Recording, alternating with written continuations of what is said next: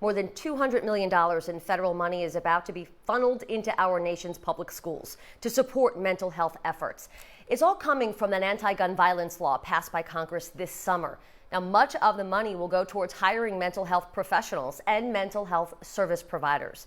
And the hope of all of this, to create healthier and safer learning environments, safer kids, safer parents. Here with us today, Kelly Canzone, who's a licensed clinical social worker and CEO of Tri-County Behavioral Care. And then, of course, DrLiz Nissim-Matheis of psychological and educational consulting in Livingston, New Jersey. She's also a clinical and school psychologist. Remember, we want to hear from you over the next half hour. We'll be answering all of your questions that you have. Of course, it's a very hot topic right now in schools and what we want to help kids and parents and pretty much everyone. Submit them right now on our live stream of the show on our Facebook pages.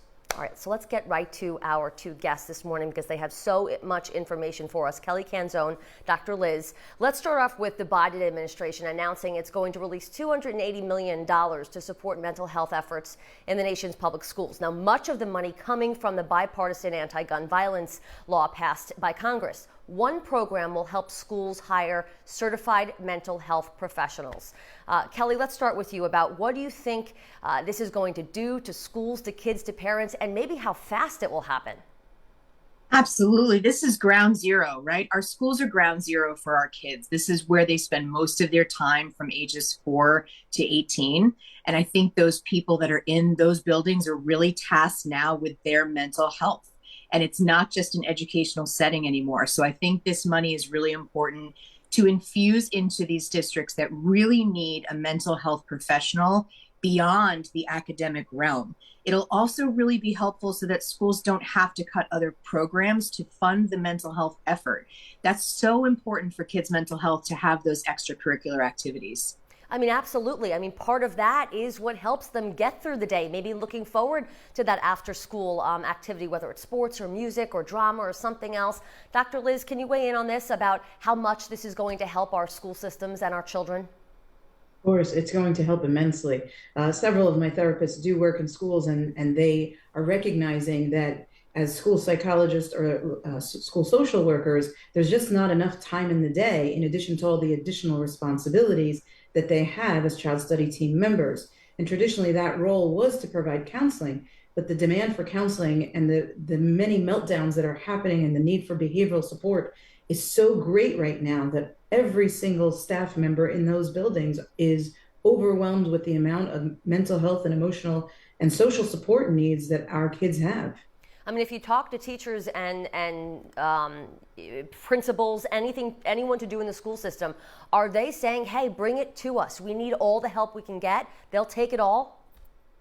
In terms of being able to gain the additional support, yes, it's very much needed. It's very, very much needed because there's not enough people in the building. And many times school psychologists and social workers are working between two buildings. So there's a demand in another building and they have to travel. Now they're unable to help the kids that they're responsible for in the other building. And so it becomes this big, let me put out the brightest fire, the hottest fire, and then someone's needs are not being met. So if there's additional people in the building, that's fantastic. Now, Kelly, this question will go to you. So do we think that per school district across the country, do you think that states are going to evaluate what schools may need a little more help, or is it just going to be the same resources across the board? My hope is that it will be much like the school social workers and the school psychologists that we saw really being infused 20 years ago into school districts, that every school will be required to have a mental health professional on their staff. Not just consulting, but also on their staff. And this is important because the school social workers and school counselors and the IDC teams right now, they can really only work within the academic realm of the student. When you bring in a mental health professional, they can now go into the family systems and any community contacts that need to be made and really dig deeper into that student's life to see where the barriers are really coming from in terms of care.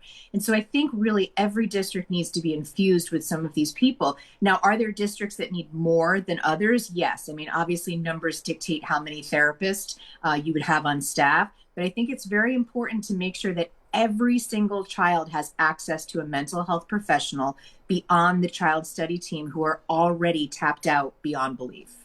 You know, DrLiz, sometimes kids, you know, they worry about everything. I mean, adults worry about everything these days, and maybe getting up to go to see a school counselor or seeking help for their mental abilities. Do you think that may be embarrassing? How do we get away from that? How do we get away from kids being nervous to go to talk to someone? So traditionally, what I tell parents when I meet with these kids privately is let's create a signal and communicate this with the teacher. And I'm happy to facilitate that discussion as well. But to have a signal with the teacher or to have like a card they could put on their desk. So it's a completely nonverbal gesture where they're communicating with their teacher very clearly, I need to go see the counselor or I need a break of some sort. And that way it doesn't draw attention. So there are ways to go about this in a discreet way where a child doesn't have to raise their hand and say, I'm anxious, which most of the time they may not even know that they're anxious, or they do, but they don't want to ask for help because it can be very embarrassing depending on the developmental age. But truthfully, at any developmental age, right, it can be embarrassing. I mean, it's almost half the battle is trying to get help and not being ashamed of it. If that's what's stopping people, there's got to be that barrier of, you know, maybe no one will know, or you shouldn't care if someone knows. You know, you're helping yourself, but I know that's hard for kids. And it's a lot of kids need support and need help, and they're at this point in time, based on what I'm seeing, kids are coming in and out of the classroom all day long. So another child leaving or coming back isn't that big of a deal. But again, it depends on the specific perception of that individual child and helping to validate their needs, and they're asking for help and making it okay because on the other side, there's relief. So if there's relief and we can continue with the school day and feel good about it, then that becomes reinforced. It becomes a reinforced pattern. All right, well, guys, it's World Mental Health Day. Not sure if you knew that. So this is very good that we're doing something on this day about this. And, you know, we mentioned a statistic on the air this morning. 2020, the year 2020, mental health related visits to emergency rooms went up 31% among kids 12 to 17. So we obviously are seeing that this is something that is real, and it's something that we have to start fighting. Kelly? I have to say, in the 20 years I've been in private practice, I've seen the landscape drastically change over the last 3 years. And now in 2022, those statistics now include 8 to 12-year-olds finding themselves in emergency rooms. And so we're really seeing that this mental health crisis is affecting everyone from ages 5 to 75, 85. And we need to start taking a step to make mental health part of mental health care. It's not a subset of healthcare. It is part of our larger healthcare. And we need to really start to conceptualize it that way, much as though we took, you know, vision screenings and scoliosis screenings and put them into schools. We now need to do that with mental health. And every single physician needs to be able to assess their client's mental health during diabetes screenings, cholesterol screenings. It needs to be part of our larger healthcare system, or these statistics are not going to go in the right direction. There's an actual recent study. This is new data from the National Center for Education Statistics. And it says that just over half of the nation's public schools felt that they can properly provide mental health services for students in need. Are we going to run into that problem? Some schools saying, you know, we got it, we have enough help, DrLiz? I can't imagine that being the case for anyone right now based on what I'm seeing really through my own therapists who are in the schools. Everyone said the school year began and they just started running. And usually there's a little bit of a honeymoon period, but the need started right away. There's a great need for support, and I can't imagine anyone saying that. And if they are, I don't know how truthful they're being. And just to add on to what you were saying, Kelly, the fact that our mental health impacts our physical health. So when we have children who are complaining of physical symptoms of a headache, a stomach ache, even like rashes and being itchy or something as small as that, but that's things that I've seen. Oftentimes there may be a connection between feeling anxious or scared or worried or whatever it is that's going on for the child emotionally and the physical manifestations of that anxiety. Yeah, Kelly, give us your opinion on that. Absolutely. And I really think that DrLiz and I are really in sync with this in terms of that becoming part of the healthcare system. when I meet with school districts, because I have a division of Tri-County Behavioral Care where we do place therapists in school districts during the day so that kids don't have to wait for their appointments, and it alleviates a lot of barriers to care for parents. When I'm meeting with teachers, math teachers don't learn mental health when they're teaching math. Similar to when I'm learning about mental health, I don't learn how to teach math. And so we need to be able to bridge the gap for the larger school districts who don't feel like there's a mental health need, because it may just be a matter of not knowing how to assess it, because it's not part of their larger schooling in terms of how to know how to assess it. And so I think there's a nice continuum of care between home, community, and school. And if we can really bridge that gap between those three things and bring a mental health component to all three of those things, we will be doing our kids a really great service. And as well, the teachers who are trying desperately to handle these problems in their classroom.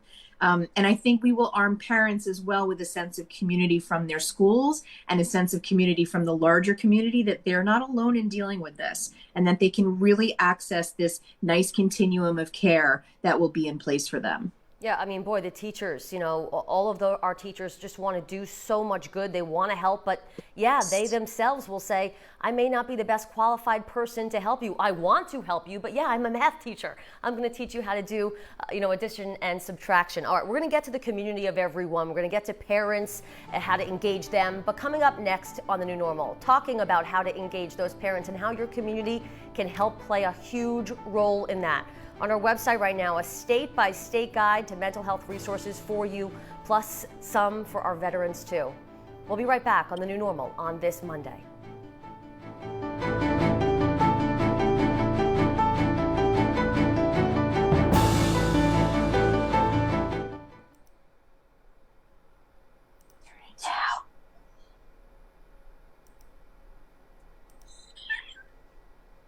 Okay, welcome to everyone on Facebook joining us in. Again, it's World Mental Health Day.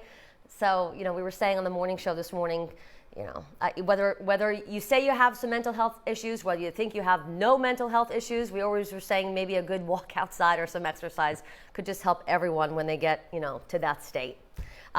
We have two great women on our show. We have Kelly and we have DrLiz just talking about the need and the progression of help that's coming to our schools and to our children and to our parents. And that's what we're going to talk about next, because, guys, sometimes if it's not seen a certain way in the household, kids will maybe carry that into their outside environment and say, hey, this is nothing because my parents think it's nothing. That's scary.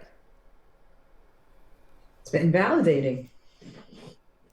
It's invalidating for our kids when they don't have a voice or someone to let them know it's okay to feel this way. It's okay to have a bad day. It's okay that you're scared. And there's a lot of that.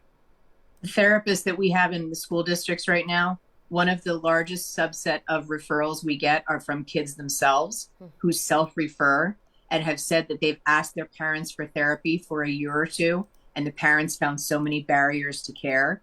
And so being able to access their therapist in school and not have to worry about driving to soccer practice and what time the appointment is, and there's only so many hours between 3 o'clock and 8 o'clock, it's been hugely successful in kids being able to access their own mental health. It's amazing. It's amazing, Kelly. Guys, just to jump into what the next section is going to be like structural-wise, we're going to jump into some questions, because really it is about these people who are watching and just want to get anything from you guys that they can. So we're going to jump into some questions. We have Tony from Long Beach, and then we have Sandy from New York. Tony is asking, should not parents be included in this Should not parents be included in this as active participants? And then, of course, we can get into that. And then Sandy is saying, what's the best way for parents to start talking to younger kids, 5 to 7 years old, about mental health? So we'll start with those two questions, then see where it goes. And I know I do have some other talking points for you guys regarding parents that I can lead you into when we're done with talking about that, but I'm sure that's going to go for a while. Okay. All right, we're about 30 seconds back. So, so get ready. We'll see you on the other side. And again, thanks for everyone joining us from Facebook and writing in, always getting your questions in there. We try to answer as many as we can. So keep them coming. And we'll be back up live in just about 15 seconds.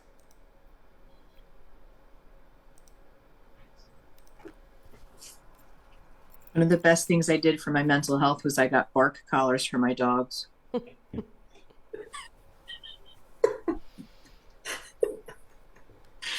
Dr. Liz, therapists really know therapy.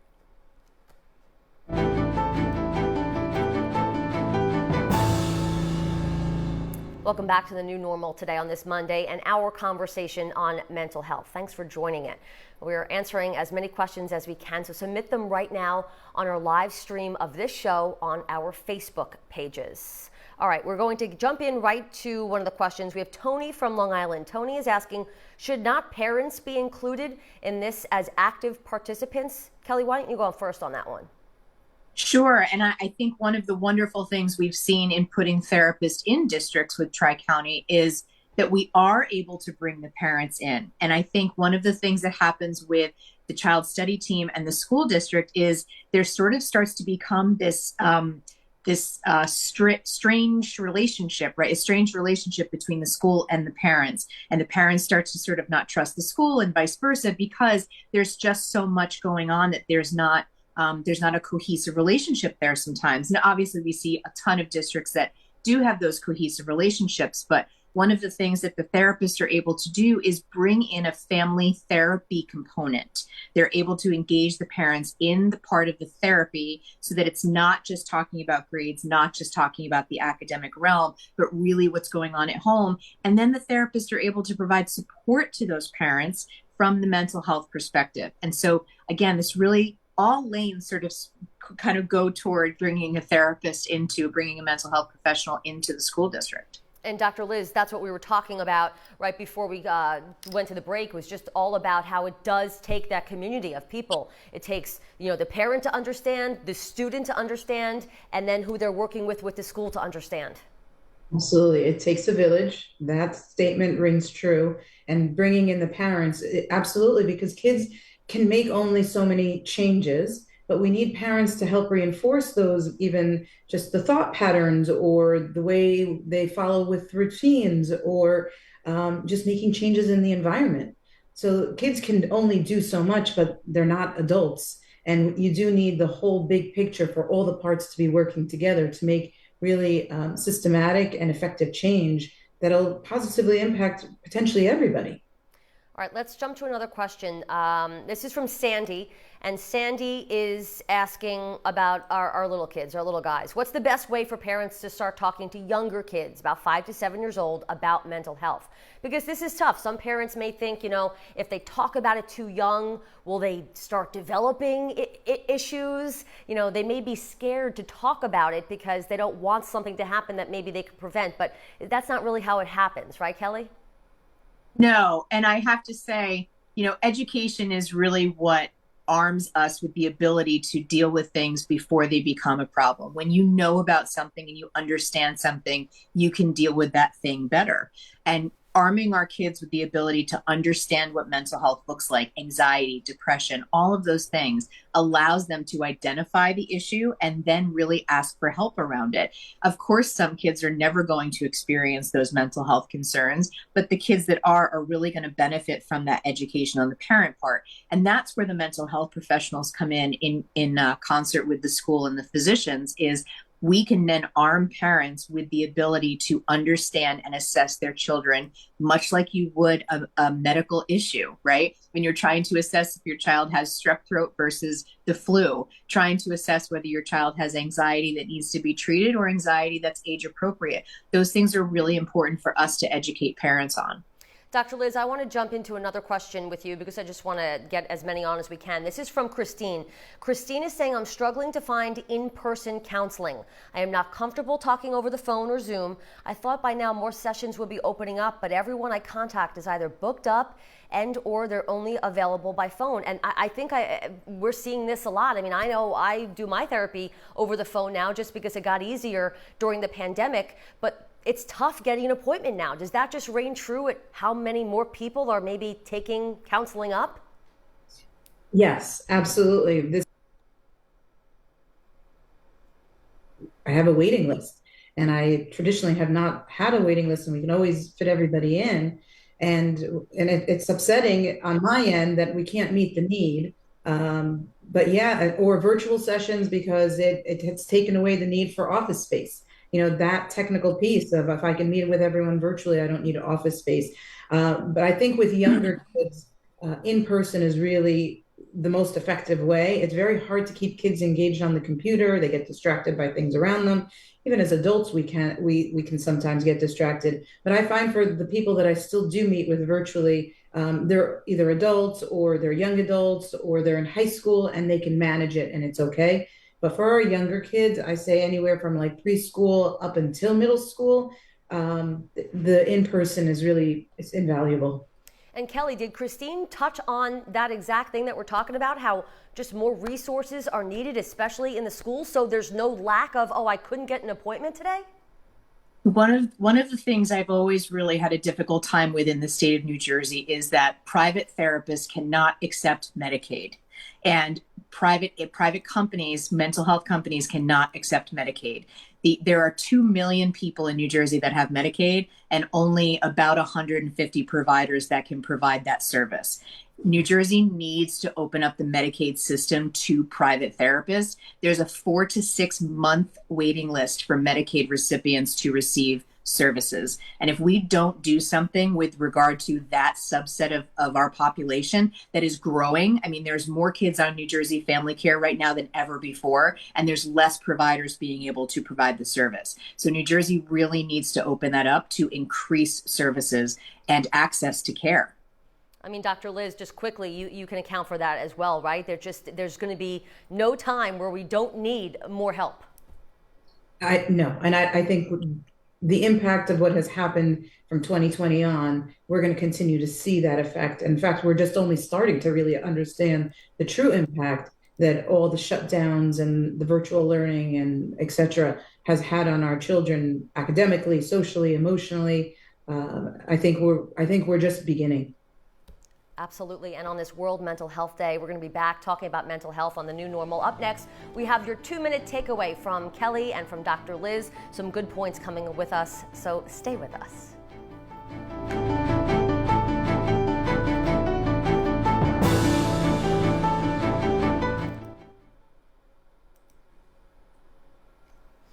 Okay, welcome everyone on Facebook. Kelly and Liz, I just want to go over, I know you guys know about the 2-minute takeaway, so I'm going to lead you each into what you're going to talk about in the bullet points that you kind of told us that you want to talk about. Again, this block is only like 2.5 minutes, not even 2 minutes. So each will have a minute, and I'll kind of give you the thumbs up when you need to wrap up so I can get into, we'll start with Kelly and then we'll end with DrLiz. And Kelly, you know what I'm talking about, right? We're the current wait time for mental health, agencies and hospitals, the Medicaid thing, if you want to skip that because you just talked about it. But really just, a minute to say, to really hone down on those takeaways. And then DrLiz, obviously the pandemic created a mental health crisis for our young people, and then you go into your 2 takeaways about teens and young adults, the after effects of the pandemic. Mm-hmm. Okay, perfect. Is there anything that we didn't, Kelly, or DrLiz, that we didn't stress that you want to sneak in there? I know we got to follow these bullet points, but. I feel like we covered a lot of ground. Okay, yeah, I do too. Thank you guys so much. It's been. Sorry, I think I interrupted Liz though. No, it's okay. We were talking a little bit earlier about how to help our 3 to 5-year-olds to become more aware. And for me personally, what I've done with my own children, but with a lot of children, is when their feelings come up and they're expressing something, is to give it a label, because they then turn that into language. So I remember I have very anxious children, and they were so from the time they were itty bitty. But giving labels like, how are you feeling right now? Like, I have a stomach ache. Do you need to go to the bathroom, or are you feeling scared? Right. And then he was able to come back to me and be like, no, I need to go to the bathroom, or I'm scared. And I'm scared about, and I'd be like, are you scared about this that's coming up, or this? And giving a lot of choices. But that doesn't, I think you're right, Erin, that parents think, well, if I talk about it, well, then I'm going to give them anxiety. Right. But that's not how it works. I mean, I'm not a parent, but I would fear about that. I worry about everything. So yeah, it happens. We're such a good club right here. Yeah, no, exactly. It's sort of like, when you talk about the flu, do you get the flu? No. All That's a right, good we'll be point. back in That's a 10, good way to guys. say it. Right. Awesome.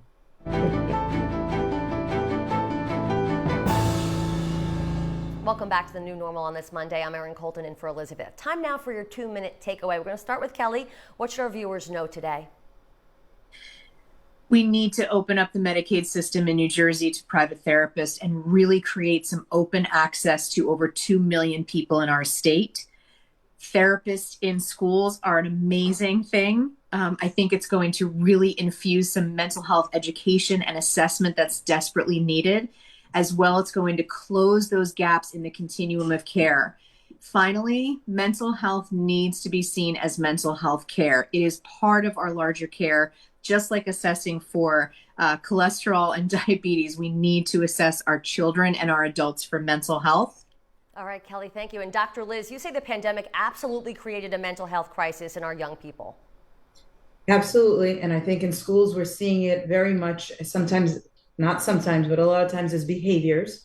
I think once we're all aware that behaviors mean something else is brewing under the surface, we can begin to stop looking at it as a behavior that we need to extinguish, but rather what's going on. Once we have that awareness, then the people in the schools and parents alike, coaches, whoever is around the child, can begin to understand what's happening. And if we're all communicating together, parents, coaches, teachers, therapists, we really have a positive impact on our children. Ladies, thank you so much. Kelly, Dr. Liz, it was a pleasure having you on the show.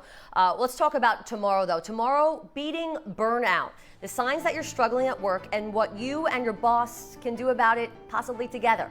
We've got a burnout recovery expert on the show. Again, that's tomorrow. It's always live here at 9 a.m. on News 12. You're watching The New Normal. Again, this is Erin Colton in for Elizabeth on this Monday. More news straight ahead.